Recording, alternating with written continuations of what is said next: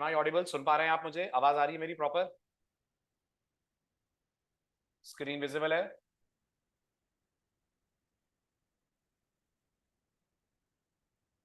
Good. चलिए तो बढ़े आगे। लास्ट लेक्चर में अपने कंट्रोलर में, रेस्ट कंट्रोलर में अपने अपन ने रिकॉर्ड ऐड करने के लिए कोड लिख लिया था। अब आज बात होगी, अगर अपने कोड के थ्रू अपन को रिकॉर्ड गेट या अपडेट करना है तो ये काम हम कैसे करने वाले हैं। शुरुआत सबसे पहले गेट करने से करते हैं। मेथड का डिक्लेरेशन दीजिए। जो गेट वाला मेथड है वो क्या रिटर्न करेगा? जल्दी, इतना टाइम थोड़ी लगना चाहिए। जो गेट वाला मेथड है वो एम्प्लॉय ऑब्जेक्ट रिटर्न करेगा। करेक्ट? जो डेटाबेस से फेच करेगा उस एम्प्लॉय ऑब्जेक्ट को रिटर्न करेगा। M I right?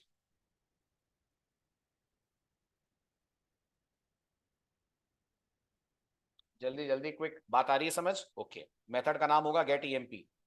कुछ पैरामीटर लेगा? कुछ पैरामीटर लेगा? Very good. क्या पैरामीटर लेगा बताइए? ये जो गेट मेथड है ये पैरामीटर क्या लेगा? बहुत बढ़िया। और आईडी को कैसे लेगा? आईडी को यूज करेगा as path variable. Very good. Path variable या रिक्वेस्ट परम? तो जवाब है पाथ वेरिएबल। आप जब भी यूज करेंगे, अगर आप फिल्टरिंग कर रहे हैं तो ये फिल्टरिंग हमेशा होगी with the help of path variable. अगर आप सॉर्टिंग कर रहे हैं, पेजिनेशन कर रहे हैं या ग्रुप फिल्टरिंग कर रहे हैं तो वो आप करते हैं with the help of query string. सही कह रहा हूं मैं? है ना? अगर आपको सिंगल रिकॉर्ड मिलने वाला है तो वो हमेशा फेच करा जाएगा यूजिंग पाथ वेरिएबल। ठीक है? पाथ वेरिएबल के पैरेंथेसिस के अंदर मैंने पास कर दिया ईएमपी आईडी और यहां पास कर दिया मैंने इंटेजर ईएमपी आईडी। ठीक है? अब पाथ वेरिएबल को डेटा कैसे प्रोवाइड करवाओगे? तो पाथ वेरिएबल को डेटा प्रोवाइड करवाने के लिए आप अपने गेट मैपिंग को कॉन्फ़िगर करोगे। तो यहां आ जाएगा गेट मैपिंग का एनोटेशन। और गेट मैपिंग पैरेंथेसिस में कुछ लेगा? गेट मैपिंग पैरेंथेसिस में कुछ लेगा? Very good. गेट मैपिंग को पैरेंथेसिस में आप पास करेंगे फॉरवर्ड स्लैश करली brace followed by EMP ID. Correct? Very good. अब ये जो ईएमपी आईडी मैंने यहाँ पाथ वेरिएबल में दिया है, ये जरूरी है लिखना। ये जो ईएमपी आईडी मैंने पाथ वेरिएबल में दिया है, ये जरूरी है लिखना? नहीं जरूरी है नमन, क्योंकि दोनों का नाम सेम है। देखो ध्यान से, इस ईएमपी आईडी का और मेरे वेरिएबल का नाम सेम है। वेरिएबल का नाम, वेरिएबल का नाम। अच्छा, अगर इस वेरिएबल का नाम में आईडी कर दूं तब क्या ये जरूरी होगा ईएमपी आईडी? यस, तब मैपिंग के लिए बताना पड़ेगा। राइट? ठीक है, बट मैंने just for the purpose of readability उस ईएमपी आईडी को करा हुआ है mention. Now because we are inside controller, controller use करेगा सर्विस और एक लाइन से आपको डेटा फेच करके दे देगा। और ये होगा serve followed by dot followed by get EMP. और क्या पास करोगे आप आर्ग्यूमेंट में? आर्ग्यूमेंट में अपन पास कर देंगे इसको ईएमपी आईडी। ऑफ कोर्स यहां पर रिस्पॉन्स एंटिटी भी अपन यूज करेंगे। ठीक है? सही तरीका तो ये है ना कि ये पूरा डेटा रिस्पॉन्स एंटिटी में रैप करके रिटर्न करा जाए। Got it? Very good. ठीक है, अब बताइए अपडेट। अपडेट के लिए मेथड का डिक्लेरेशन। अपडेट करने वाला मेथड एक्नॉलेजमेंट भेजेगा रिकॉर्ड अपडेट हो पाया कि नहीं। तो वो एक्नॉलेजमेंट कैसे भेजेंगे? वो एक्नॉलेजमेंट भेजेंगे एज स्ट्रिंग। वैसे तो इसको भी हम कन्वर्ट कर सकते हैं into JSON response. Got it? But to keep things simple मैं अभी फिलहाल इसको रिटर्न कर रहा हूं एज अ स्ट्रिंग। नाम मेथड का हो जाएगा अपडेट ईएमपी। कुछ पैरामीटर लेगा? जल्दी जल्दी फटाफट, कुछ पैरामीटर लेगा? हाँ लेगा। कितने पैरामीटर लेगा? वेरी गुड नमन, 2 पैरामीटर लेगा। ठीक है? दोनों पैरामीटर किस फॉर्म में जाएंगे? दोनों पैरामीटर अलग अलग फॉर्म में जाएंगे। एक जाएगा एज पाथ वेरिएबल, एक जाएगा एज रिक्वेस्ट बॉडी। सही है? एक जाएगा एज पाथ वेरिएबल, एक जाएगा एज रिक्वेस्ट बॉडी। ठीक है? ठीक है। अब उसके बाद मैंने यहां लिखूंगा, सो मैंने कहा यहां eight the rate request body. ठीक है? रिक्वेस्ट बॉडी के बाद मैं कह दूंगा ईएमपी, ये हमारी एंटिटी क्लास का नाम। ऑब्जेक्ट का नाम आपको जो देना है आप दे दीजिए। मैंने ऑब्जेक्ट का नाम दे दिया अपडेटेड ईएमपी, यानी ये वो एमपी है जो अपडेट होने के लिए आया है। कॉमा करके मैंने इसका सेकंड पैरामीटर सेट करा। Second parameter as usual at the rate path variable. Path variable के पैरेंथेसिस में just for the purpose of readability मैंने ईएमपी आईडी पास करा है, और इसके बाद पाथ वेरिएबल के बाद अपन पास करेंगे इंटीजर, और इंटीजर के बाद पास करेंगे ईएमपी आईडी। अभी बताइए ऊपर एनोटेशन कौन सा लगेगा अपडेट के लिए? पुट मैपिंग लगेगा। और क्या पुट मैपिंग बिल्कुल गेट मैपिंग स्टाइल में लगाओगे? क्या पुट मैपिंग बिल्कुल गेट मैपिंग वाले स्टाइल में लगेगा? यस। और आप चाहो तो अपनी तरफ से डिस्टिंग्विश करने के लिए यहाँ पर अपडेट और ऐड कर सकते हो। हालांकि फिलहाल जरूरी नहीं है, क्योंकि आपका राउट अलग अलग है, आपके एनोटेशंस अलग अलग हैं। गेट वाला गेट मैपिंग के लिए चलेगा, पुट वाला चलेगा फॉर पुट मैपिंग। ये भी समझ आ रहा है? चलूं आगे? गुड। अब अंदर बताइए, फटाफट बताइए, अब अंदर क्या करूं? आउटलाइन क्लोज कर दूं? जरूरत नहीं है? चलो ठीक। बोलिए, अंदर बताइए अब, जल्दी quick. Return serv dot followed by, very good, आपका मेथड अपडेट ईएमपी, और दोनों पैरामीटर आप उसको कर देंगे पास, अपडेट ईएमपी और ईएमपी आईडी। ठीक है, एक बार फिर अपन अपना सर्वर ओपन कर लेते हैं, माइस्क्वेल सर्वर की बात कर रहा हूं, ताकि हमको टेबल एनालाइज करने में दिक्कत ना हो। यूज कंपनी डीबी, ये हमारा डेटाबेस था, कंपनी डीबी। ठीक है, शो टेबल्स मैंने करा था, तो फिलहाल इसके अंदर कोई टेबल नहीं थी। ठीक है, स्टार्ट करा जाए। Very good. अब एप्लीकेशन को करते हैं अपन रन। ईएमपी कंट्रोलर में कोई एरर तो नहीं है? नहीं है, ऑल गुड। ठीक है, चलिए आपके प्रोजेक्ट में, आपका प्रोजेक्ट था एम्प्लॉय एपीआई, ये रहा एम्प्लॉय एपीआई। स्टार्ट करिए आपकी main application. Main application is this, right click, run as Spring Boot application.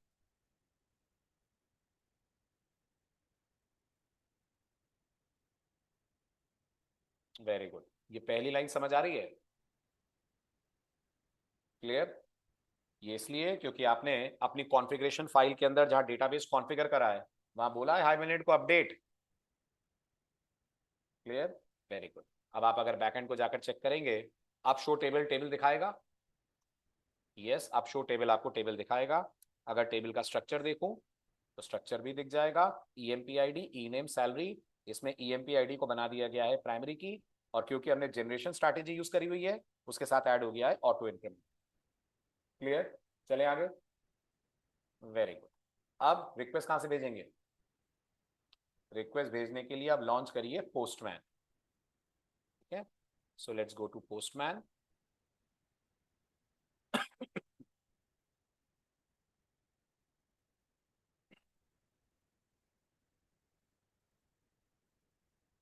First things first, तो पहली एक्टिविटी पोस्टमैन में आकर let's create a new workspace, blank workspace. ठीक है, only you and invited people. Workspace का नाम मैं दे रहा हूं एम्प्लॉय स्प्रिंग ऐप। ठीक है, let's create it.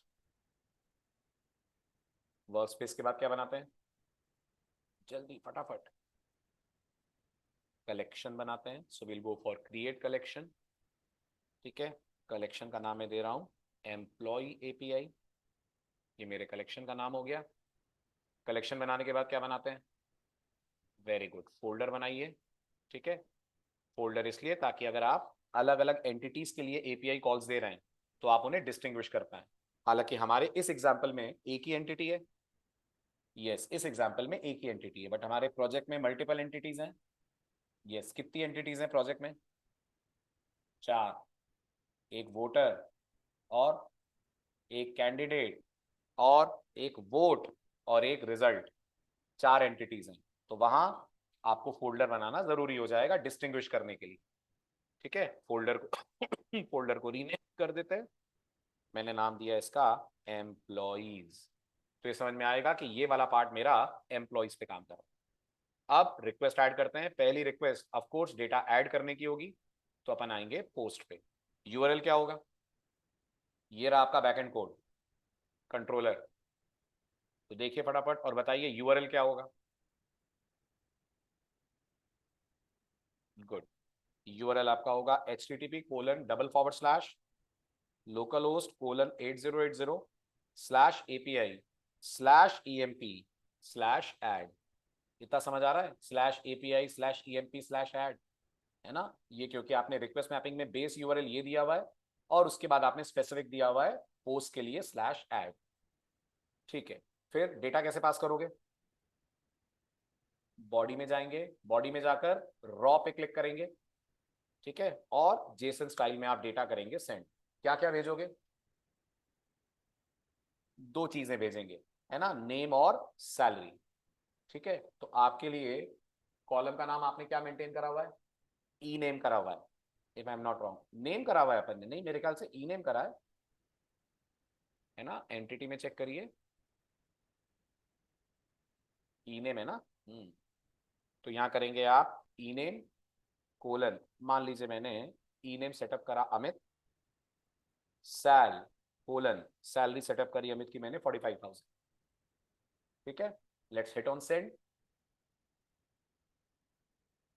Employ saved successfully. Backend पे जाकर चेक करिए, सेलेक्ट स्टार फ्रॉम ईएमपी।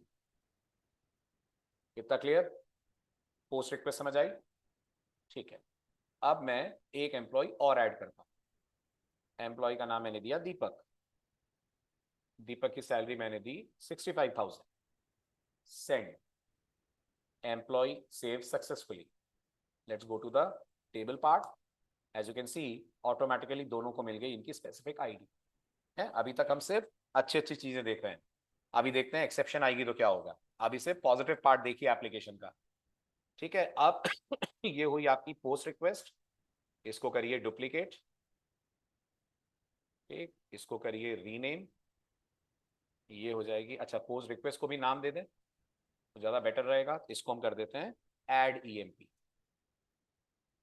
ठीक, यहाँ आइए, इसको नाम दे दीजिए एक रीनेम करके, ये है गेट ईएमपी। ठीक, ये आपकी गेट रिक्वेस्ट है। यूआरएल क्या होगा? यही होगा सेम, लेकिन बस ऐड हट जाएगा। सही कह रहा हूं? Very good. और कुछ पास करना पड़ेगा? हाँ जी, पास करना पड़ेगा आपको एम्प्लॉय आईडी, तो मैंने एम्प्लॉय आईडी 1 पास करी।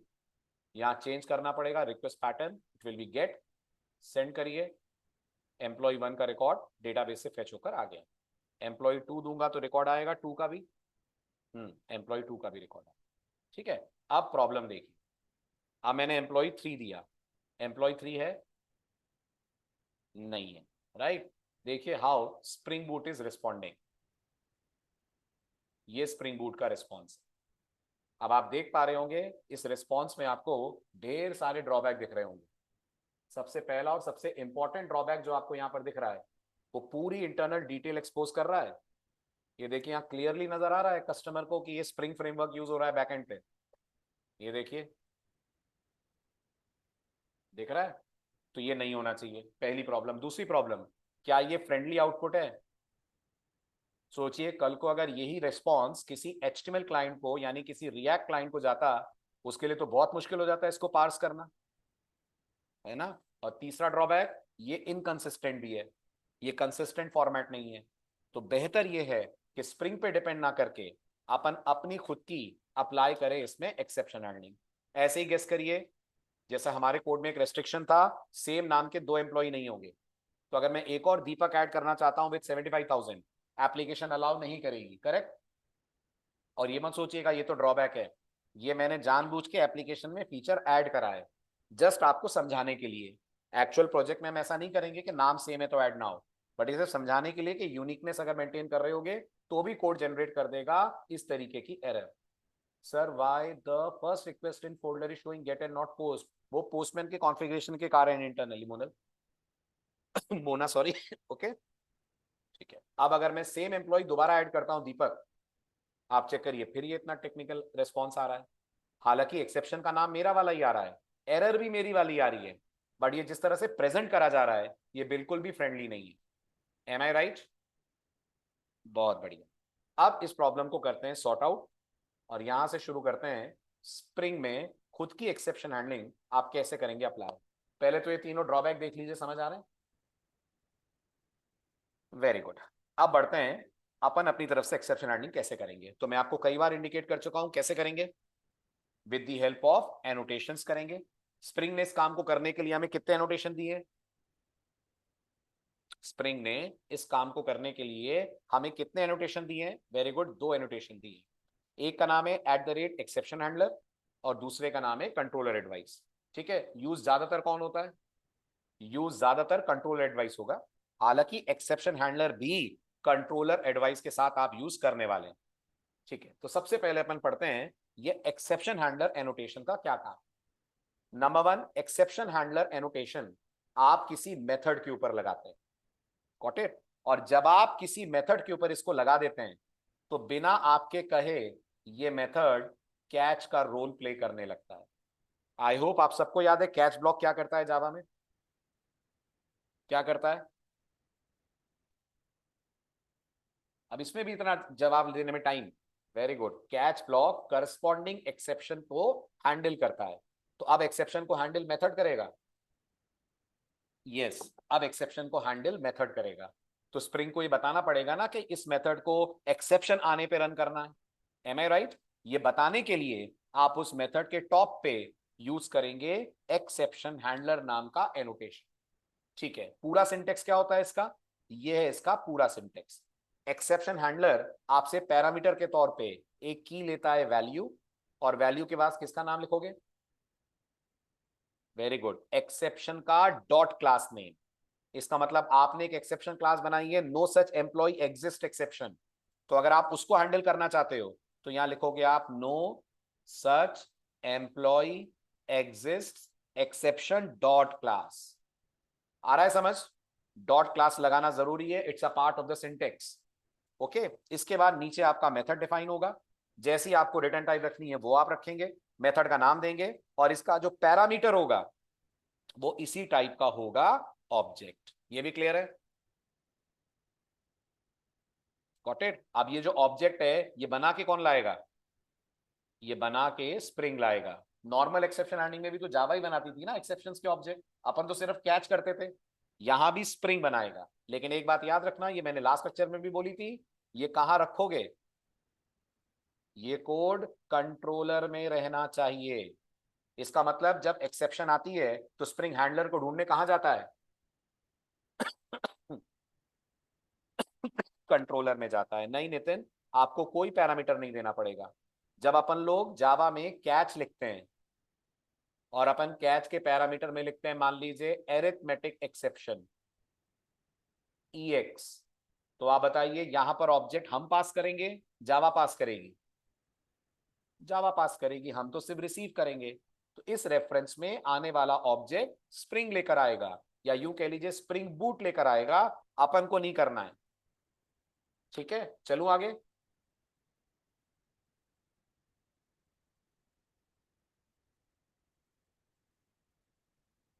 क्या नहीं समझ में आया, कंट्रोलर में क्या ढूंढने जाएगा समझ नहीं आया, मोना देखो, वुड हैव बीन बेटर, सही है, हाँ जी। हाँ मोना, क्या कह रहे थे आप कह रहे थे कि ये समझ नहीं आया कि वो ढूंढने कंट्रोलर में जाएगा, ये क्वेश्चन था।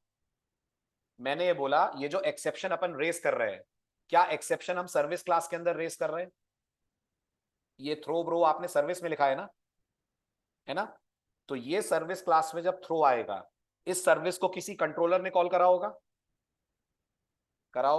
तो स्प्रिंग का ये प्रिंसिपल है कि जब भी सर्विस क्लास में एक्सेप्शन आती है, स्प्रिंग उसके करस्पॉन्डिंग कंट्रोलर में जाकर एक्सेप्शन का हैंडलर ढूंढता है। और याद रहे एक्सेप्शन का हैंडलर यहां पर कौन नहीं है, का हैंडलर यहां पर कैच नहीं है, एक्सेप्शन का हैंडलर यहां पर वो मेथड है जिसके ऊपर एक्सेप्शन हैंडलर एनोटेशन आपने लगा रखा है। एम आई क्लियर नाउ, अभी सही है, समझ आया।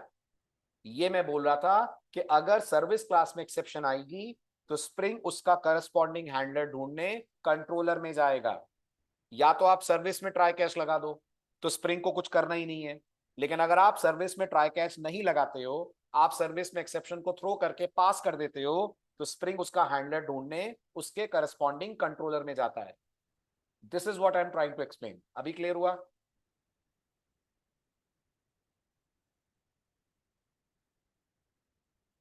इट मींस बेस सर्वलेट का कैच में फाइनल कंट्रोल आता है। यस, आपके कंट्रोलर में आता है, आपके कंट्रोलर ने हैंडल नहीं करा तो बेस सर्वलेट के पास जाएगा। यस नमन, क्योंकि इस सर्विस को इसके कंट्रोलर ने कॉल करा है। Got it? हाँ जी रोहित, आपका कुछ क्वेश्चन है? बोलिए। Good evening sir. सर हो सकता है आप ये पॉइंट क्लियर करें प्रोजेक्ट में, बट ये मुझे याद आ गया इसलिए मैं पूछ रहा हूँ। एक्चुअली एक जगह मैंने इंटरव्यू दिया था, तो उसने क्या किया कि मतलब जो इसमें एक स्प्रिंग असिंक होता है, मतलब तो उसने क्या बोला कि कंट्रोलर से जब आप सर्विस कॉल कर रहे हो ना, वो मेल भेजने का प्रोजेक्ट था, राइट? तो मेल कब डिलीवर होगा कब नहीं, तो क्या वो बोला कि वो सर्विस एसिंक्रोनस प्रोग्रामिंग थी, एसिंक्रोनस, वो यस। वेबफ्लक्स यूज हुआ होगा, रिएक्टिव प्रोग्रामिंग यूज की होगी ना, वो अलग है। उसने सिर्फ असिंक एनोटेशन यूज किया था। हाँ हाँ, बिल्कुल सही है, बिल्कुल तो सही। उसमें क्या बोला सर उन्होंने, मुझे इनफैक्ट वेब में भी सर्च किया तो इसका आंसर नहीं मिला। वो बोले कि अगर सर्विस क्लास एक्सेप्शन थ्रो करती है और आपने असिंक्रोनस बना दिया मेथड को, तो फिर कंट्रोलर एडवाइस में नहीं जाएगा। हाँ, नहीं तो, जाएगा। तो उन्होंने एसिंक्रोनस मुझे, के लिए, ये सिंक्रोनस है पूरा फ्लो। एसिंक्रोनस ओके के लिए आपको सेपरेट हैंडलिंग करनी पड़ेगी, या तो आप एओपी लगाओगे, एस्पेक्ट ओके ओरिएंटेड प्रोग्रामिंग, उससे हैंडल करोगे, या फिर ओके स्प्रिंग रिएक्टिव की तरफ से आपको मिलते हैं वो ब्लॉक्स आप यूज करोगे। ओके सर, प्रोजेक्ट में कवर होगा ये थोड़ा बहुत फ्लो नहीं, मतलब? प्रोजेक्ट में एसिंक नहीं आ रहा, प्रोजेक्ट तो आपका सिंक्रोनस है। ओके ओके, ठीक है सर, चलेगा, कोई दिक्कत नहीं। फिर मैं रीड कर लेता हूँ। आपने क्या बताया? क्या सुना नहीं मैंने, एओपी, रिएक्टर? एओपी होगा, एओपी में मैं आपको बता दूंगा जब एओपी आएगा, मॉड्यूल एओपी? के ओके प्रोजेक्ट। ओके, हाँ मॉड्यूल 2 में तो कवर होगा, right sir? Okay, yes sir, thank you sir. Welcome. हाँ जी, बाकी क्लियर? बाकी clear, all good? Very good, very good. चलो आगे, यहां तक समझ आया? ठीक है, तो सिंटेक्स क्लियर है सबको एक्सेप्शन हैंडलर का? बहुत बढ़िया। अब ये बताइए, जो एक्सेप्शन हैंडलर हम लोग बनाएंगे, एक बार फिर से मैं सिंटेक्स की तरफ आपको ले जाऊंगा। इसकी जो रिटर्न टाइप है उस पर जरा खास नजर रखिए। जैसा आप देख पा रहे हैं, जो रिटर्न टाइप है, होने को तो ये कुछ भी हो सकती है, बट जैसा लास्ट लेक्चर में नितिन ने भी कई बार पॉइंट आउट करा था कि ये बेटर होता है कि हम जो एक्सेप्शंस या एरर्स हैं उन्हें कॉन्फ़िगर करके बेटर फॉर्मेट में यूजर के पास पहुंचाएं। एग्जैक्टली बोलूं तो जेसन फॉर्मेट में एरर्स जानी चाहिए, और ऐसा हर स्टैंडर्ड एपीआई करती है। ठीक है, तो अब अपन लोग एक्सेप्शन हैंडलर यूज करने से पहले एक स्पेसिफिक क्लास बनाते हैं, और हम इस स्पेसिफिक क्लास के ऑब्जेक्ट को अपने मेथड से करवाएंगे रिटर्न। जब जब एक्सेप्शन आएगी, इस स्पेसिफिक क्लास का ऑब्जेक्ट हमारा ये एक्सेप्शन हैंडलर मेथड रिटर्न करेगा। I hope you are able to understand this. Got it? तो सबसे पहले अपन as per the standard guidelines चलते हुए एक और क्लास डिजाइन करते हैं। पहले तो अपन स्टॉप कर देते हैं सर्वर। अब एक और क्लास डिजाइन करते हैं। कहां बनेगी ये क्लास? एंटिटी में, कंट्रोलर में, कहां? ये क्लास वो है जो एक्सेप्शन का रिस्पॉन्स क्लाइंट तक लेकर जाएगी। ऑब्वियस सी बात है, ये बननी चाहिए इनसाइड एक्सेप्शन, और क्लास का नाम मैं अपनी तरफ से दे रहा हूं एरर रिस्पॉन्स। आप कोई भी नाम दे सकते हैं, मैंने अपनी तरफ से इसको नाम दिया है एरर रिस्पॉन्स। क्लियर है? ठीक है, अब इसके अंदर आपको जितने डेटा मेंबर रखने हो आप रखिए। जैसे आपने देखा होगा, स्प्रिंग अपनी तरफ से टाइम वाइम भी बताता है, एक्सेप्शन किस टाइम पे आई। Can you see that? आपको अगर लग रहा है आपको ये रखना है, आप ये भी रख सकते हैं। ठीक है, मैं अभी इसको फिलहाल सिंपल रख रहा हूं। तो मैं इस क्लास के अंदर दो डेटा मेंबर रखूंगा। एक एक्सेप्शन का स्टेटस कोड बताएगा। जी जी, आ रहे आदिल, उसी पे आ रहा हूं, उसी पे आ रहा हूं, बिल्कुल आ रहा हूं। रेस्पॉन्स एंटिटी इसको रैप करेगी अपने अंदर। हम डायरेक्ट रेस्पॉन्स एंटिटी रिटर्न करेंगे तो क्या रिटर्न कर पाएंगे बताओ? अगर हम डायरेक्ट रेस्पॉन्स एंटिटी रिटर्न करेंगे तो स्ट्रिंग रिटर्न कर पाएंगे। मैं चाह रहा हूं अपन जेसन रिटर्न कर पाए, इसलिए अपन अपनी एक क्लास बना रहे हैं। ठीक है, वेरी गुड। तो मैंने कहा प्राइवेट आईएनटी स्टेटस कोड, ये मेरा एक इंस्टेंस वेरिएबल हो गया। और एक मैंने बनाया private string followed by message string. ठीक है, नाम कुछ भी चलेगा, मैंने अपनी तरफ से नाम स्टेटस कोड और मैसेज स्ट्रिंग दिया। अब इसके अंदर कंस्ट्रक्टर, सेटर, गेटर चाहिए? चाहिए ना, वेरी गुड। तो क्या लिखेंगे अपन? अपन लिखेंगे @डेटा। ये एंटिटी क्लास है, आई मीन स्प्रिंग बनाएगा इसका ऑब्जेक्ट। क्या लगता है आपको? इसका ऑब्जेक्ट स्प्रिंग बनाएगा? नहीं, इस बार गलत हो गए आप। इसका ऑब्जेक्ट स्प्रिंग नहीं बनाएगा, अपन बनाएंगे। हर चीज स्प्रिंग नहीं करेगा। ठीक है, इसका ऑब्जेक्ट आप और हम बनाएंगे, राइट? बिल्कुल एक्सेप्शन आने पर, ठीक है। लेकिन अगर हम भी बनाएंगे तो कंस्ट्रक्टर वगैरह कॉल होंगे कि नहीं होंगे ना, तो फिर लॉम्बॉक तो हमें भी चाहिएगा। गुड, तो ये बन गई हमारी एरर रिस्पॉन्स क्लास। क्लियर है? चलूं आगे। Very good. अब आप अपने कंट्रोलर में आइए और आप जिस स्पेसिफिक एरर को हैंडल करना चाहते हैं, अच्छे से बोलो तो जिस स्पेसिफिक एक्सेप्शन को हैंडल करना चाहते हैं, उसके लिए यहां पर बनाइए हैंडलर। ठीक है, तो मैं सबसे पहले हैंडल करना चाहता हूं no such EMP exist exception. अगर आपको याद हो तो ये टॉप वाली सॉरी बॉटम वाली एक्सेप्शन जो आपको दिख रही है, no such EMP exist exception, इसको मेरे को हैंडल करना है। तो अगर मुझे इसको हैंडल करना है तो मैं एक मेथड बनाता हूं पब्लिक, रिटर्न टाइप इसकी मैं रख रहा हूं एरर रिस्पॉन्स। यही बनाया ना आपने ऑब्जेक्ट रिटर्न कराने के लिए, तो मैंने रिटर्न टाइप रख दी इसकी एरर रिस्पॉन्स। मेथड का जो बनाए आप वो नाम दीजिए। ठीक है, मैंने अपनी तरफ से नाम दिया handle, handle no such EMP exist exception.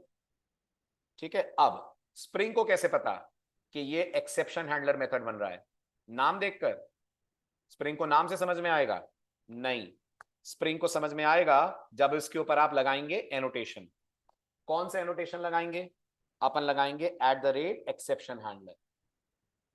Okay, और जैसा कि सिंटेक्स में आपने देखा, बताना पड़ेगा ये कौन सी एक्सेप्शन का हैंडलर है। यस, बताना पड़ेगा। और यहां पर आप लिखेंगे value is equals to no such EMP exist exception, no such EMP exist exception followed by dot class as a part of the syntax. Clear है? तो ये एनोटेशन एक तरह से टैग कर रहा है कि ये जो handle no such EMP exist exception है, स्प्रिंग इसे तब कॉल करे जब सर्विस से no such EMP exist exception throw हो। आया समझ? Got it? और इसके पैरामीटर में, क्योंकि स्प्रिंग ऑब्जेक्ट पास करेगा तो आपको रिसीव करना पड़ेगा, तो ये हो जाएगा हमारा no such EMP exist exception. ठीक है, और ये ऑब्जेक्ट आपको क्यों चाहिए? ये ऑब्जेक्ट आपको क्यों चाहिए? इसलिए चाहिए क्योंकि गौर से देखिए, क्या सर्विस में आपने इस ऑब्जेक्ट के अंदर मैसेज रैप करा है? ये मैसेज, ये मैसेज चाहिए आपको? वेरी गुड, बिल्कुल ठीक। तो coming back to the code, आइए यहां पर, और इसको अपन ने EX के नाम से रिसीव करा। चलो आगे, एरर रिस्पॉन्स को अपन कर लेते हैं। सेव नहीं हुआ क्या?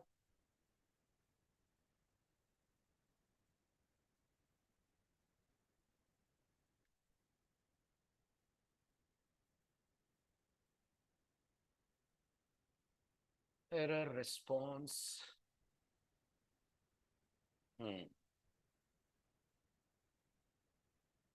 Response, thank you, spelling mistake. ठीक है, ये हो गया। अब अंदर का कोड क्या लिखेंगे आप? क्या रिटर्न करना है आपको? तो हमें रिटर्न करना है एरर रिस्पॉन्स का ऑब्जेक्ट। तो मैंने कहा एरर रिस्पॉन्स, गॉट इट। नाम आपको जो भी ऑब्जेक्ट को देना हो, तो मैंने नाम दिया error, right, is equals to new error response. ठीक है, न्यू एरर रिस्पॉन्स, ये आपका ऑब्जेक्ट क्रिएट हुआ, और इस ऑब्जेक्ट के पैरामीटर्स में आप पास करेंगे वो वैल्यूज जो आपको इसको देनी है। Is this clear? Very good. अब अपन को क्या पैरामीटर पास करना है? तो स्प्रिंग ने इसके अंदर एक फुल आर्ग्यूमेंट या ऑल आर्ग्यूमेंट कंस्ट्रक्टर बनाया हुआ है, जो दो पैरामीटर तो लेगा ही आपसे, स्टेटस कोड और मैसेज स्ट्रिंग। Very good. इसमें पहला आर्गुमेंट क्या होगा? इसमें पहला आर्गुमेंट स्टेटस कोड होगा, ध्यान रखिएगा। तो आपको ऑर्डर का ध्यान रखना है। और दूसरा पैरामीटर मैसेज स्ट्रिंग होगा। तो अब आप अपने कंट्रोलर में आकर यहां से दो आर्गुमेंट पास करेंगे। ठीक है, अब दो आर्गुमेंट में पहला है स्टेटस कोड। स्टेटस कोड हमें कौन देगा? स्टेटस कोड अपन को देगा HTTP स्टेटस। याद है आपने पढ़ते वक्त इसको यूज करा था, HTTP स्टेटस। HTTP स्टेटस के पास फाइनल डेटा मेंबर्स हैं। इनमें से एक डेटा मेंबर है जो आपकी करस्पॉन्डिंग एक्सेप्शन को रिप्रेजेंट कर रहा है। तो आपका जो केस है, क्या वो नॉट फाउंड का केस माना जा सकता है? कुछ रिसोर्स ढूंढ रहे हैं और वो नहीं मिला है, तो आप इसके लिए मैचिंग यूज करेंगे नॉट फाउंड। ठीक है, लेकिन नॉट फाउंड डायरेक्टली लिखेंगे तो नॉट फाउंड खुद कैसा है? नॉट अंडरस्कोर फाउंड खुद चेक करिए, HTTP स्टेटस टाइप का मेंबर है, नॉट अंडरस्कोर फाउंड, है ना। आपको क्या चाहिए, आपको HTTP स्टेटस चाहिए या आपको इंटीजर चाहिए? आपको इंटीजर चाहिए। इसके पास एक मेथड है जो इसको इंटीजर वैल्यू में कन्वर्ट कर देता है, और मेथड का नाम दिख रहा होगा आपको, डॉट वैल्यू, राइट। तो ये अपन को 404 दे देगा, यस, ये आपको दे देगा 404। ठीक है, इसके बाद कॉमा करके यहां पर आप लिख देंगे ex डॉट, कैसे मिलेगी आपको string, get message, basic concept of exception handling in Java. ठीक है, ये आपका एरर ऑब्जेक्ट बन गया। फाइनली यहां से आप लिखेंगे रिटर्न एरर। सही है कोड? गलत है, इस कोड में एक दिक्कत है। ठीक है, अब मैं कोड रन करता हूं, आप बताइएगा वो दिक्कत आपको दिख रही है, are you able to figure it out? So let's run the application again. Return type नहीं, रिटर्न टाइप सही है Naman, return type as per the standard नहीं है। स्टैंडर्ड रिटर्न टाइप ये होनी चाहिए कि वहां रिस्पॉन्स एंटिटी आए, है ना, वो नहीं कह रहा हूं मैं, कुछ और प्रॉब्लम है, वो तो डिजाइन इशू है, वो तो अपन कर लेंगे हैंडल, कुछ और इशू है। ठीक है, देखो, नहीं कंट्रोल एडवाइस तो मैंने अभी पढ़ाया ही नहीं है, कंट्रोलर एडवाइस तो मयंक कभी पढ़ाया ही नहीं है मैंने। यहां नहीं चाहिए सीए, कौन सा सीए नहीं चाहिए? चलो मैं रन करूं, आप लोग प्रिडिक्ट मत करो, आप आउटपुट देखकर पहचानो। हाँ, कंट्रोल एडवाइस नहीं चाहिए, मैं रन करता हूं, आप आउटपुट देखकर पहचानना, शायद आपको दिक्कत नजर आए, बहुत छोटी सी प्रॉब्लम है इस कोड में। चलो एप्लीकेशन रन हुई, पोस्टमैन ओपन करा अपन ने सिर्फ एक एक्सेप्शन अभी हैंडल करी है, no such EMP exist exception, उसके लिए 3 मैंने पास करा, और मैंने सेंड पे क्लिक करा। खास ध्यान रेस्पॉन्स पे दीजिएगा, आ रहा है Jason response, yes, status code. क्या ये एक एरर है, हाँ या ना, है ना? तो आप यूजर को मिसगाइड नहीं कर रहे हैं 200 बोलकर। 200 क्या होता है, ऑल गुड ना, 200 तो ऑल गुड है। कैसे हैंडल करते हैं इसको, याद करिए, पढ़ा है आपने, इसको हैंडल करते हैं रिस्पॉन्स एंटिटी नहीं, हाँ रिस्पॉन्स एंटिटी से कर सकते हैं, बिल्कुल सही नमन। अदर देन दैट इसको हैंडल कर सकते हैं रिस्पॉन्स स्टेटस से। अभी तो एंटिटी यूज नहीं कर रहा हूं ना मैं, है ना, तो अभी मैं इसको हैंडल करूंगा रिस्पॉन्स स्टेटस एनोटेशन से। ठीक है, रिस्पॉन्स स्टेटस लगाइए और बताइए, आप जानते हैं कि ये 404 का केस है। तो लिख दीजिए यहां पर HTTP status dot not underscore found, ये लिखकर आप स्प्रिंग को ये कन्वे कर रहे हैं कि जो क्लाइंट को रेस्पॉन्स एरर कोड जाए वो 200 ना जाए, क्योंकि स्प्रिंग की नजरों में एक्सेप्शन हैंडल हो जाना मतलब 200 है ना, प्रॉब्लम सॉल्व हो गई बैक एंड पे। लेकिन एंड यूजर को तो पता लगना चाहिए ना कि एक एक्सेप्शन है, इसलिए ये एनोटेशन बहुत इंपॉर्टेंट है। ठीक, अब करिए से एप्लीकेशन को दोबारा टेस्ट, सेंड पे क्लिक करिए, as you can see the response code is 404। Clear, exception handle समझ आया सबको? Very good. अब ऐसे ही अगर मैं एम्प्लॉय ऐड करता हूं सेम नाम का, तो भी वही रिस्पॉन्स आएगा जो अपन ने डिजाइन करा है? नहीं आएगा, क्यों? क्योंकि अपन ने इसका नहीं बनाया है हैंडलर। Got it? अब क्या करना पड़ेगा, अब आप गाइड करो फटाफट जल्दी से, क्या चेंज करूं कोड में? इसी को कॉपी पेस्ट कर लें, इसी को करिए कॉपी पेस्ट। ठीक है, यहां नो सच ईएमपी एग्जिस्ट की जगह ईएमपी ऑलरेडी एग्जिस्ट एक्सेप्शन बनाइए, ईएमपी ऑलरेडी एग्जिस्ट एक्सेप्शन। इसकी फाइल इंपोर्ट कीजिए। ठीक, ये भी नॉट फाउंड है, एम्प्लॉय पे नहीं, ये नॉट फाउंड कैसे हो गया? एम्प्लॉय पहले से है तो ये नॉट फाउंड थोड़ी हुआ, एम्प्लॉय पहले से है, इसके लिए अपन यूज करते हैं कॉन्फ्लिक्ट। Got it? इसके लिए आप यूज करेंगे कॉन्फ्लिक्ट। ओके, शायद 409, if I am not wrong, we might be getting 409। Handle no such EMP, sir exception handler method एक ही कंट्रोलर में बनाना जरूरी है, वेरी गुड क्वेश्चन मयंक। इस वक्त एक्सेप्शंस कौन सी सर्विस से आ रही हैं? ईएमपी सर्विस से आ रही हैं। एंड एज आई सेड, अगर किसी सर्विस में एक्सेप्शन आती है तो स्प्रिंग उसके लिए कंट्रोलर में जाकर ढूंढता है, तो अभी तो अपन को इसी कंट्रोलर में बनाना पड़ेगा। और इससे आपको इस तरीके का ड्रॉबैक भी दिख रहा होगा, दिख रहा है इसका ड्रॉबैक? ड्रॉबैक ये है कि क्या मेरे प्रोजेक्ट में मल्टीपल सर्विसेज होंगी, हर सर्विस का अलग कंट्रोलर होगा, हर सर्विस का कंट्रोलर अलग होगा। क्या ये multiple services same exception throw कर सकती हैं? चांसेस हैं। दो अलग अलग service classes no such EMP exist exception throw करें, तो मेरे को कोड रिपीट करना पड़ जाएगा ना दो कंट्रोलर में। यस और नो? इसी का सॉल्यूशन कौन है? इसी का सॉल्यूशन है कंट्रोलर एडवाइस, वो इसीलिए बनाया गया है। Got it? और उससे भी एक कदम आगे कौन है?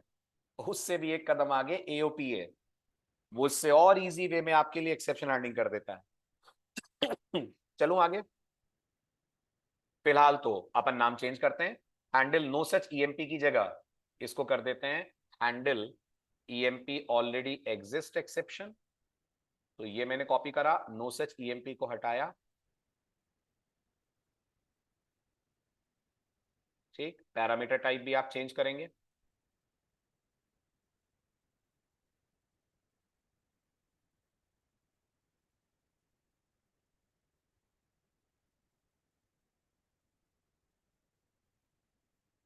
ये आपका पैरामीटर टाइप सेट हुआ, ईएमपी ऑलरेडी एग्जिस्ट एक्सेप्शन। अंदर अपने रिस्पॉन्स को अकॉर्डिंगली आप चेंज करेंगे, ये नॉट फाउंड की जगह हो जाएगा कॉन्फ्लिक्ट डॉट वैल्यू, ठीक है। बाकी स्टेटस आप अपनी मर्जी से कुछ भी चुन सकते हैं, ठीक। सेव करिए, सर्वर को रीस्टार्ट करिए।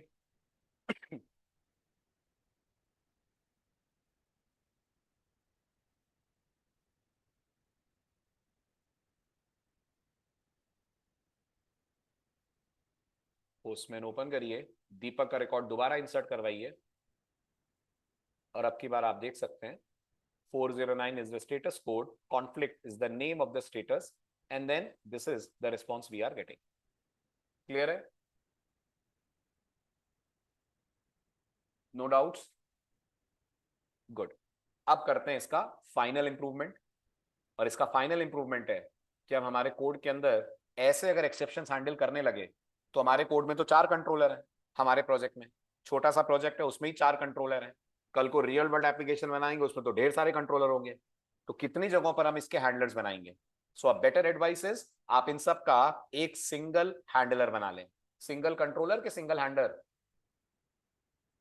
Single handler, right. एक सिंगल हैंडलर आप बना लें, और ये सिंगल हैंडलर पूरे प्रोजेक्ट में कहीं भी एक्सेप्शन आएगी ऑटोमेटिकली एग्जीक्यूट हो जाएगा, ठीक है। अब इसके लिए कुछ पॉइंट्स स्लाइड में पढ़ने जरूरी हैं। सबसे पहले तो आप एक्सेप्शन हैंडलर का ड्रॉबैक देख लें, आपको समझ आ रहा है?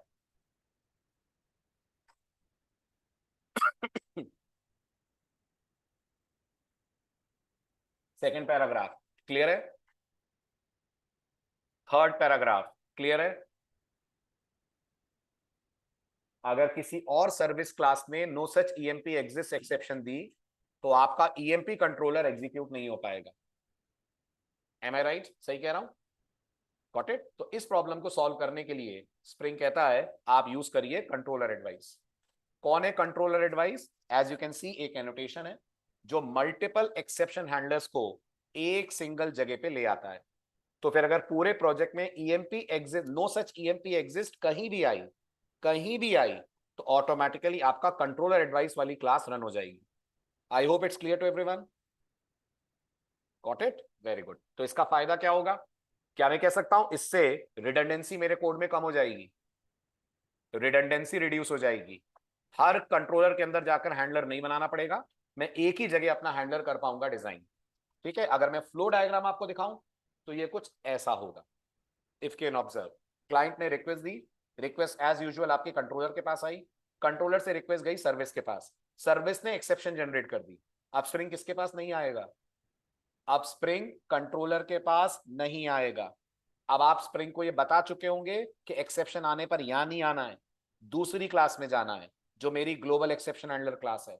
ऑटोमेटिकली स्प्रिंग यहां जाएगा और यहां जाकर उस स्पेसिफिक मेथड को रन कर देगा जो आने वाली एक्सेप्शन के लिए आपने बनाया है।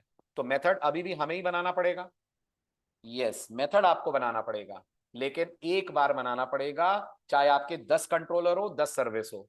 आपको एक्सेप्शन हैंडलर मेथड बनाना पड़ेगा सिर्फ एक पर्टिकुलर एक्सेप्शन के लिए एक बार। क्लियर हो रहा है? Very good. अब sir what if use both? Both मतलब I am not getting you.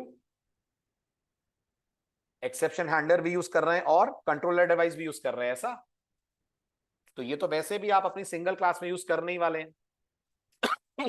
Controller advice भी यूज करोगे और उसके अंदर एक्सेप्शन हैंडलर भी आएगा। क्लियर? अभी बताता हूं मैं, आते हैं उस पे आते हैं, ठीक है? Very good. अब लेते हैं इस कंट्रोलर एडवाइस के लिए कोड। तो क्या चेंज करना पड़ेगा कोड में, ध्यान दीजिएगा, बहुत ही माइनर सा चेंज है। सबसे पहले एक नई क्लास बनेगी। Yes, first things first. और ये क्लास एक्सेप्शन से रिलेटेड है। Very good. क्लास का नाम मैं अपनी तरफ से दे रहा हूं, global exception handler. As expected, नाम आप कुछ भी दे सकते हैं, मैंने इसका नाम दिया ग्लोबल एक्सेप्शन हैंडलर। फिनिश। किसको एक्सटेंड करेगी? किसी को एक्सटेंड नहीं करेगी। राइट? क्यों नहीं करेगी? बताओ क्यों नहीं करेगी? क्योंकि ये बीन क्लास है। राइट? बीन क्लास है मतलब इसका ऑब्जेक्ट स्प्रिंग बनाएगा। यस, इसका ऑब्जेक्ट स्प्रिंग बनाएगा। कैसे? जब आप इसके ऊपर ये वाला एनोटेशन लगाओगे, @कंट्रोलर एडवाइस, एडवाइस। राइट? ये एनोटेशन आपने लगाया। अगर आप इस एनोटेशन की इंटरनल कोड को जाकर एक्सप्लोर करो, तो आपको दिखेगा इसके ऊपर लगा हुआ है कंपोनेंट। क्या कंपोनेंट ऑटोमेटिक बीन क्रिएशन कराता है? कराता है। इसलिए ये ऑटोमेटिकली बीन क्लास बन गई है। ठीक है? तो कंट्रोल एडवाइस ऑटोमेटिकली इंस्टेंशिएट कराएगा ग्लोबल एक्सेप्शन हैंडलर का object as and when required. चला जाए आगे। ठीक है? अब आप अपने कंट्रोलर में आइए, कंट्रोलर से इन दोनों मेथड्स को करिए कट। कट कर लीजिए। कट करके इस क्लास के अंदर लाकर इन मेथड्स को पेस्ट कर दीजिए। मेथड आपके सेम है, सिर्फ क्या बदला है? मेथड आपके सेम है, सिर्फ जगह बदली है। Is this clear? सिर्फ जगह चेंज हुई है, सिर्फ प्लेस चेंज हुई है। आ रहा है समझ? क्लियर हुआ? Got it? ठीक है। अब अभी अभी सही है, ओके, अभी क्लियर हो गया, समझ आ रहा है? लेकिन अभी भी गड़बड़ है। एक बहुत बड़ी प्रॉब्लम है मेरे कोड में। रन करने के बाद बताओगे कि रन करने के पहले बताओगे? रन करने के बाद बताओगे कि रन करने के पहले बताओगे?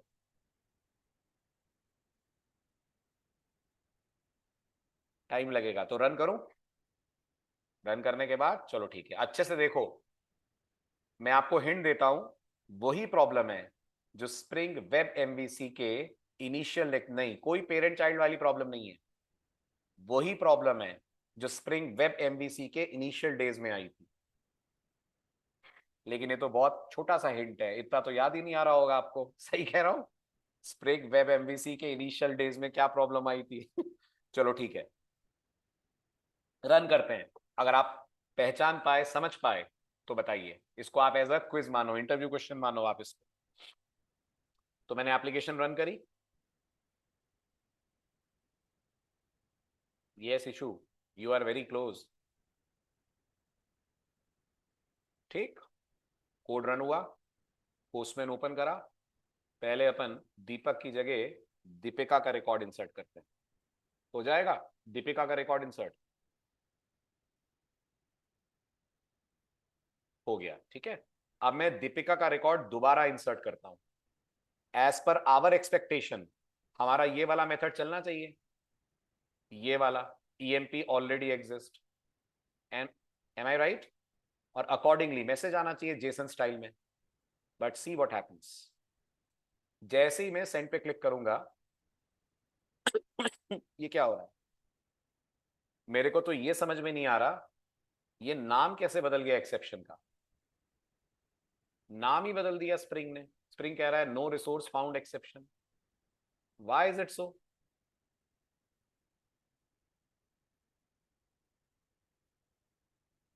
सर अगर एक्सेप्शन आएगी तो डायरेक्ट कंट्रोल एडवाइस जाएगा कि कंट्रोलर में पहले देखेगा? कंट्रोलर एडवाइस, आपने कंट्रोल एडवाइस दिया हुआ है ना?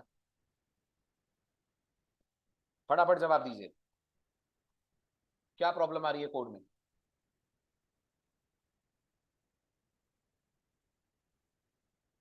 नहीं आ रहा?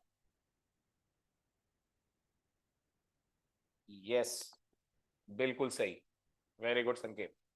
प्रॉब्लम ये आ रही है कि जब आपने रिटर्न टाइप एरर रेस्पॉन्स कर दी है, ठीक है, और यहां से आपने रिटर्न एरर कर दिया है, तो स्प्रिंग इसको व्यू का नाम मान रहा है। क्या मान रहा है स्प्रिंग इसको? स्प्रिंग सोच रहा है ये कोई व्यू का नाम है। तो स्प्रिंग इसको ढूंढने कहां गया? जल्दी फटाफट, स्प्रिंग इसको ढूंढने कहां गया? स्प्रिंग इसको ढूंढने टेम्पलेट, टेम्पलेट में ही गया ना, व्यू हैंडलर। टेम्पलेट में इस नाम से कुछ है? नहीं है। और जब स्प्रिंग को कोई चीज नहीं मिलेगी तो ये एक्सेप्शन तो आएगी, no resource found exception. Correct. अब इस प्रॉब्लम के कितने सॉल्यूशन है? इस प्रॉब्लम के दो सॉल्यूशन। पहला सॉल्यूशन ये है कि आपको अगर इसे अवॉइड करना है तो लगाइए वो एनोटेशन जो आपने स्प्रिंग वेब एमवीसी में पढ़ा था, एंड आई होप आप सबको याद होगा। मैं आपको जो कह रहा था ना कि स्प्रिंग वेब एमवीसी में प्रॉब्लम आई थी, आपको याद होगा अपन लोगों ने एक मेथड बनाया था जिसका नाम था ग्रीटिंग्स। अपन ने इससे रिटर्न कराई थी एक स्ट्रिंग हेलो, रिटर्न टाइप थी स्ट्रिंग, और स्प्रिंग ने क्या मान लिया था कि ये जो हेलो है ये व्यू का नाम है। करेक्ट। फिर हमने इसके ऊपर @response body लिखकर स्प्रिंग को ये बताया था ये व्यू का नाम नहीं है, ये खुद क्या है? कंप्लीट करो। ये व्यू का नाम नहीं है, ये खुद रिस्पॉन्स है। इसी को रिस्पॉन्स मानो और क्लाइंट को रिटर्न करो। तो क्या आपके साथ भी यही केस है? ये एरर ही रिस्पॉन्स है। यस, ये एरर ही रिस्पॉन्स है, इसी को बॉडी में ऐड कर दो। क्लियर? स्प्रिंग पहले कंट्रोलर में था तो ये इशू नहीं था, अभी ऐसा क्यों मान रहा है? क्योंकि कंट्रोलर एडवाइस से रिटर्न होने वाली वैल्यूज को स्प्रिंग ऑटोमेटिकली ये मानता है कि आप व्यू की तरफ रीडायरेक्ट कर रहे हैं। आप एमवीसी पैटर्न पे काम कर रहे हैं ना। अब आप कंट्रोलर से बाहर चले गए ना, अब वो एपीआई रिस्पॉन्स नहीं मान रहा, अब वो मान रहा है ये एमवीसी है। ओके मोना, अगर आप याद करिए जब तक अपन रेस्ट कंट्रोलर के अंदर हैं, क्या रेस्ट कंट्रोलर में व्यू होता है? नहीं होता है। रेस्ट कंट्रोलर का सारा रेस्पॉन्स क्लाइंट के पास जाता है। और अगर मैं रेस्ट कंट्रोलर से बाहर आ गया हूं तो फिर मैं एमवीसी पे हूं, क्योंकि मैं स्प्रिंग वेब एमवीसी यूज कर रहा हूं। तो जितने भी रेस्पॉन्स रिटर्न हो रहे हैं they are being treated as views. तो स्प्रिंग को याद दिलाना पड़ेगा कि ये व्यू नहीं है, इसको बॉडी मानो। आई hope it's clear. Good. Copy करिए, यहां पे भी इसको कर लीजिए ऐड, सेव करिए। ठीक है, सर्वर मेरा ऑटोमेटिकली रिस्टार्ट हुआ है। सेंड करिए एंड नाउ सी, आपको आपका रिस्पॉन्स मिल रहा है। ठीक है। क्या इस प्रॉब्लम का और भी कोई सॉल्यूशन है? हाँ बिल्कुल है। इसका एक और प्रोबेबल सॉल्यूशन ये है कि नहीं नहीं नहीं, क्यों करेंगे हम रेस्ट कंट्रोल एडवाइस, उस तक तो जाने की जरूरत ही नहीं है। इसका सिंपल सा सॉल्यूशन ये है कि आप रिस्पॉन्स एंटिटी रिटर्न कर दें, क्योंकि रिस्पॉन्स एंटिटी क्या एक रिस्पॉन्स होता है? यस। तो स्प्रिंग को क्या क्या नहीं चाहिएगा अगर मैं रिटर्न टाइप को रिस्पॉन्स एंटिटी कर दूं? स्प्रिंग को दोनों ही नहीं चाहिएगा, ना उसे स्टेटस चाहिए ना उसे बॉडी स्टेटस भी नहीं चाहिए नमन, क्योंकि रिस्पॉन्स एंटिटी स्टेटस भी ले जाएगी हमसे, है ना। So a much better approach would be कि मैं इन दोनों को उड़ा दूं, इस एरर रिस्पॉन्स की जगह क्या लिख दूं? Return type. Yes, response entity, and with in response entity मैं पास करूंगा एरर रिस्पॉन्स। ठीक है, ये मैंने पास करा। ठीक, अब रिटर्न एरर नहीं होगी, अब रिटर्न न्यू रिस्पॉन्स एंटिटी का ऑब्जेक्ट होगा। ठीक है, और इस रिस्पॉन्स एंटिटी के ऑब्जेक्ट को रिटर्न करते वक्त आप कॉल करेंगे इसका कंस्ट्रक्टर। इसका कंस्ट्रक्टर आपसे कितने पैरामीटर लेता है? 2 पैरामीटर लेता है। पहला पैरामीटर जो आपको बॉडी में भेजना है, बॉडी में एरर भेजना है। यस, बॉडी में ये एरर ऑब्जेक्ट भेजना है। और दूसरा पैरामीटर स्टेटस कोड लेता है। स्टेटस कोड हो गया हमारा http status dot not underscore found. करिए इसको यहां पे पास, लगाइए सेमीकोलन, जॉब डन। अब आप नोटिस करिए नो सच वाले में मैंने रिस्पॉन्स एंटिटी यूज करा है और बाकी में दूसरे वाले में मैंने एरर रिस्पॉन्स यूज करा है। See how the application behaves. अब हम आते हैं गेट में, और अब एम्प्लॉय 3 तो बन गया, शायद दीपिका का एम्प्लॉय 3 होगा, ठीक है। एम्प्लॉय 4 लेते हैं अपन।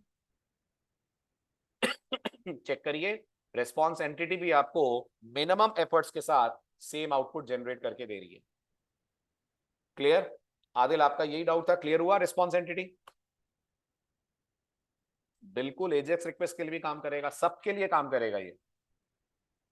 आप कोई भी क्लाइंट बना लीजिए, चाहे आपका क्लाइंट रिएक्ट हो, आपका क्लाइंट प्लेन जावास्क्रिप्ट हो, आपका क्लाइंट पोस्टमैन हो, सबके लिए काम करेगा। Clear? So this is how we handle exceptions at global level in Spring.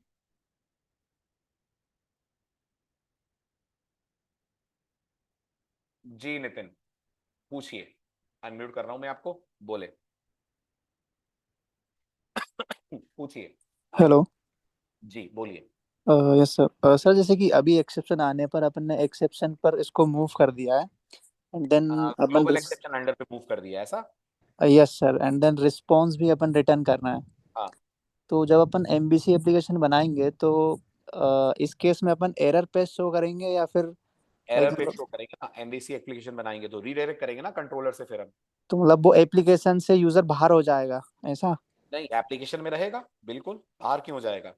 वो आप ही के एप्लीकेशन के व्यू पेज पे चला जाएगा जहां पर एरर हैंडल हो रही है।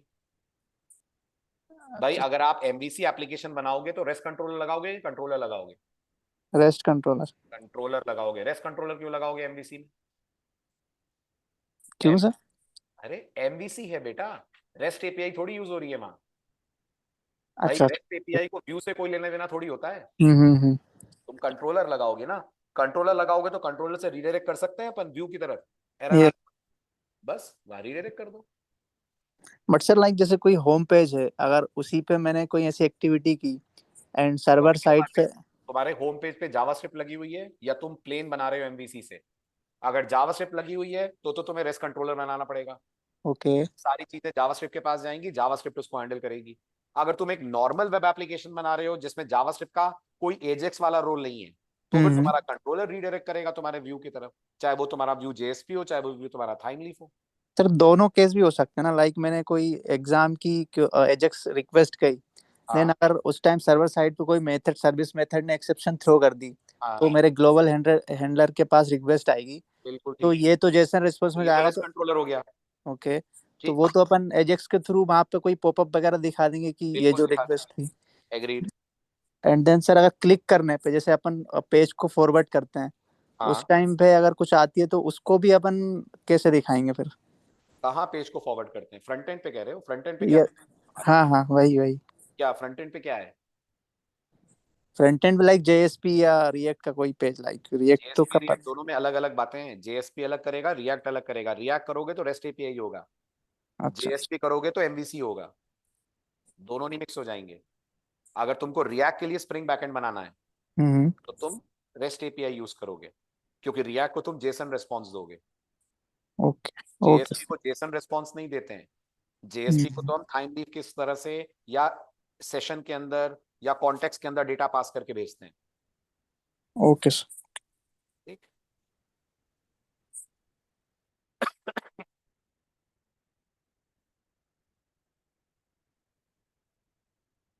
मैं समझा नहीं मयंक, एक बार प्लीज अनम्यूट करिए, बोलिए मयंक। हेलो। हेलो, हाँ जी बोले। Good afternoon sir. Good evening. Good evening sir, sorry. Sir मेरा एक क्वेश्चन था कि अगर जैसे हमारे एप्लीकेशन में अगर मैनेजर एंटिटी होती हाँ, तो हमको उसके लिए know search manager exist exception class अलग से बनानी पड़ेगी? ये बहुत अच्छा क्वेश्चन है, ये हम करेंगे प्रोजेक्ट में। एक्चुअल अ, में इसके लिए बेस्ट तरीका या तो तुम जो कह रहे हो एक तो वो कर लें, लेकिन तुम सोचो नो सच मैनेजर एग्जिस्ट और नो सच एम्प्लॉय एग्जिस्ट, दोनों का कोड सेम होगा, सिर्फ मैसेज ही अलग अलग होगा ना। हाँ सर, मैं वही बोल रहा तो था हम कि क्यों अगर हम ना ऐसा करें कि हम एक बना दे, resource does not exist exception. Yes yes sir, एक ही बना दे और उससे मैसेज गो थ्रू करवा दे दोनों तीनों एंट्रीज तो जितनी भी वो हमने प्रोजेक्ट बने। में हम करेंगे। Okay sir, thank you sir. Code, source code मैं शेयर कर दूंगा। आप लोग व्हाट्सएप चैनल पे हैं कि टेलीग्राम पे हैं? कहां पर आप लोग को रिडायरेक्ट करा है? ज्वाइन कहां करवाया है? व्हाट्सएप पे? तो बस एक दिन का टाइम दे दीजिए, व्हाट्सएप पे अप्रोच सर शेयर करते हैं कोड, मैं उनको कोड्स भेज दूंगा, वो शेयर कर देंगी। ठीक है, तो मिलते हैं मंडे। मंडे से विल स्टार्ट द मेन